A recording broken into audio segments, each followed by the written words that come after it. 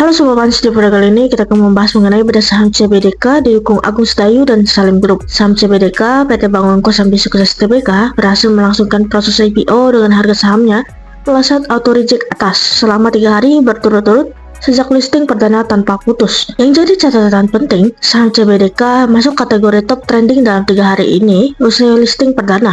Dalam 3 hari, saham CBDK berhasil mencatat kenaikan 79% lebih hingga harga saham CBDK saat ini mencapai Rp7.275 per saham.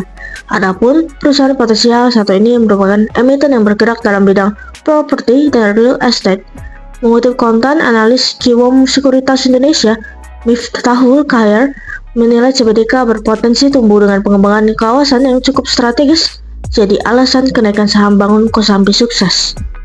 Profil singkat, emiten PT Bangun Kosambi Sukses Tbk merupakan pengembangan real estate di kawasan Tangerang bersama dengan melalui entitas anak juga aktivitas perusahaan holding. Perusahaan sudah berdiri sejak tahun 2000 dan bergerak dalam bidang pembangunan perumahan yang mencakup usaha pembelian, penjualan, persewaan, dan pengoperasian seperti bangunan apartemen, bangunan hunian, dan bangunan non-hunian seperti fasilitas penyimpanan atau gudang, mall, pusat perbelanjaan, dan lainnya, serta penyediaan rumah dan flat atau apartemen dengan atau tanpa perabotan untuk digunakan secara permanen, baik dalam bulanan atau tahunan. Perusahaan juga melangsungkan kegiatan penjualan tanah, pengembangan gedung untuk dioperasikan sendiri, untuk penyewaan ruang-ruang di gedung tersebut, pembagian real estate menjadi tanah kafling tanpa pengembangan lahan, dan pengoperasian kawasan hunian untuk rumah yang bisa dipindah-pindah.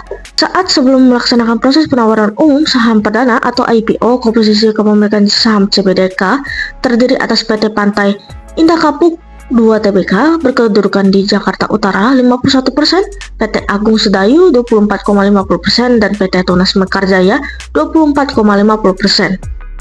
Kinerja laporan keuangan CBDK. Prospektus saham IPO CBDK menunjukkan bahwa dalam kinerja 3 tahun, CBDK berhasil mencatatkan kinerja yang terus bertumbuh positif, terutama pada periode secara tahunan pada tanggal 31 Desember 2023 dengan pencapaian pendapatan mencapai Rp1,95 triliun atau mencatat kenaikan 240% year on year dibandingkan dengan kinerja pada periode 31 Desember 2022 yang mencatatkan pendapatan Rp574 miliar.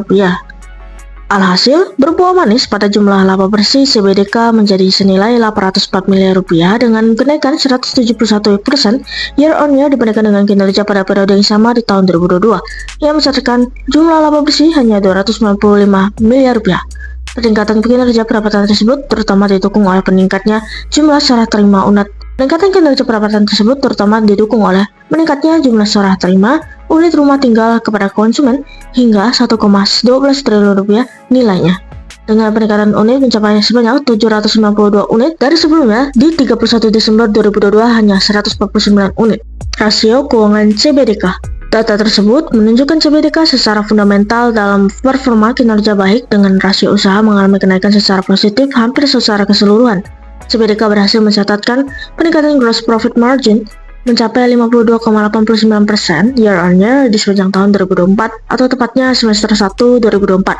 Selanjutnya pada net profit margin mencapai 49,42% yang juga bertumbuh positif, yang juga mencermati catatan ekspansif di posisi return on equity mencatat 5,88% dan return on asset di 2,64%.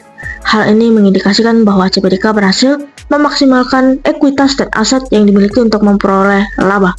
Bersama dengan rasio solvabilitas yang bersifat wajar terlihat pada debt to asset ratio 0,55 kali dan debt to equity ratio 1,23, mencerminkan saham IPO CBDK memiliki kinerja yang sehat untuk meningkatkan performa rasio keuangan di masa depan.